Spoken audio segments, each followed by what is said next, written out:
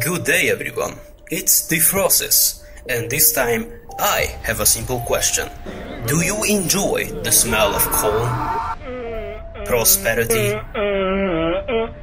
The dream of the middle class? Of course you do, and why would you refuse your own desires? So come join me, and let me help you settle these unfulfilled demands.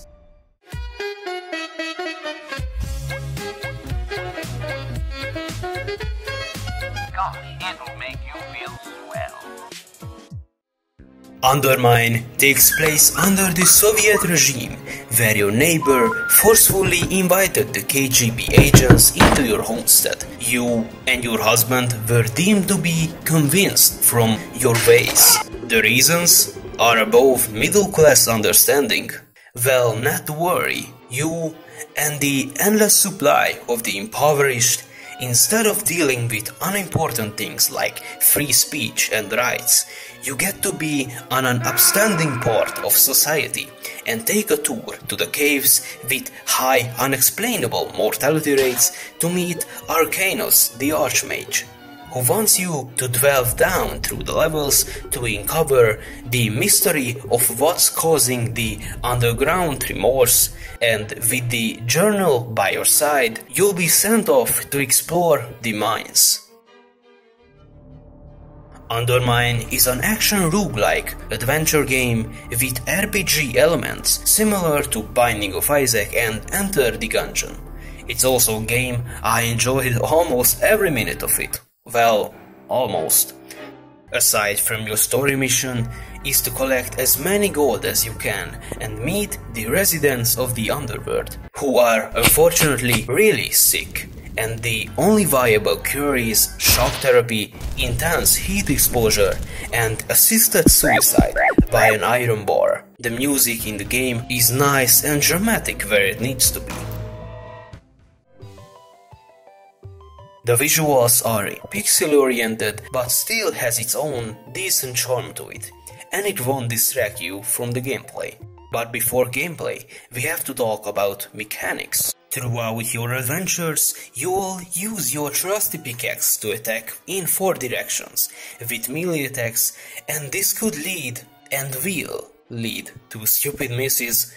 To prevent this, you can throw your pickaxe at enemies, assisting them from their earthy shackles. To evade attacks, you can use the jumping as to dodge enemies, but God forbid you won't slip into holes. You absolutely want to avoid those. To sustain yourself in these harsh underground caverns, after killing hundreds of spiders and rats for sustenance, you can eat them raw, or for a more civilized solution, you can cook them for an appetizing source of nourishment. Like other roguelikes, you'll go to floors, and at every last floor you will encounter different boss types. To make your job easier, you can find relics that increase your stats and abilities in various ways. Each level has a relic room. The effects can give you set bonuses alongside more unique effects. This leads to some creative and retarded combinations, like gold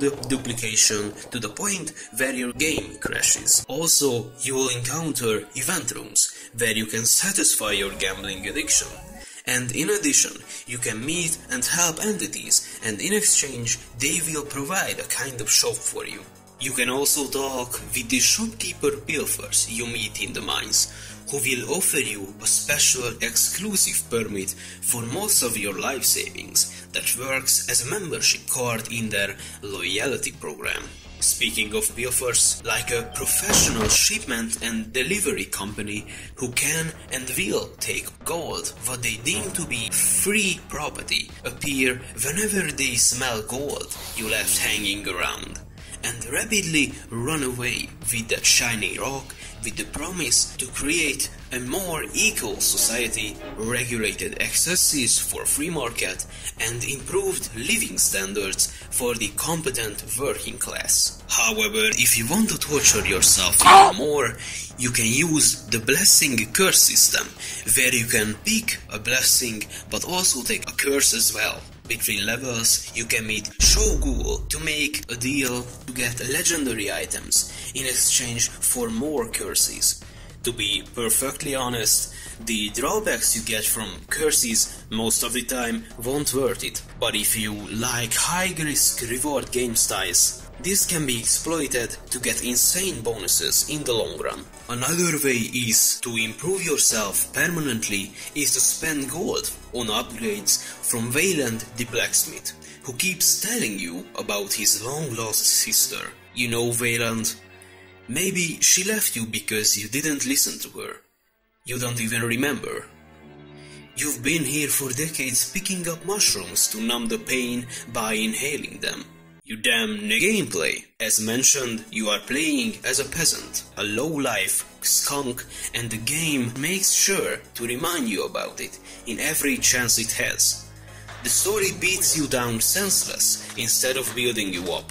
Some characters are not egoistic assholes, others, to put it simply, would like to put you to sleep, and after the severe mental trauma you received from the locals, if you don't feel comfortable about your looks, the devs implemented an option to turn into a crime or an object. And whenever I played as a black man, I identified as a white man around guards to avoid the beating. In the beginning, with zero money and the cheap equipment you grabbed off from a dead Antifa member at a looted McDonald's, when you enter the mines, you'll feel like that diabetic autistic kid from 2nd grade who probably got high from snorting up the leftover sugar packs from lunch break, who kept hiding under his table with a sharpened pencil in hopes to stab the teacher at her ankle, and missing the target by an inch to fall out of a window and crippling himself in the process. After you maliciously hacked through the levels, getting catapulted by infinite pair of bones and being swarmed by hordes of rats with suicidal tendencies, you slowly construct a tolerance for voluntarily chosen torture and agony. You learn the various movesets and get hammered by the first boss in the game. Die, go back, and repeat the cycle.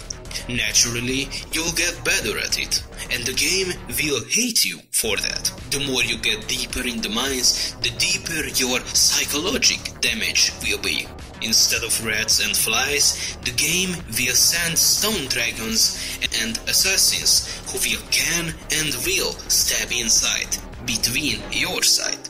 The time I'm making this video, there are currently 5 bosses in the game that varies from salamanders to Dwayne The Rock Johnson, and if you want to kill them, you'll collect as many relics as you can find. As you probably guessed, the game is difficult, and this is why it's so fun.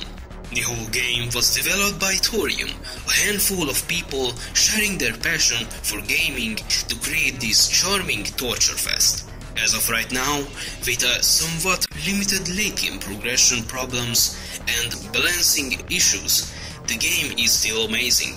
At the current state of the game is 8 out of the amount of gold I lost whenever I died falling into the never-ending pits of the mines. Each game will be a new adventure, and that's the whole charm to it.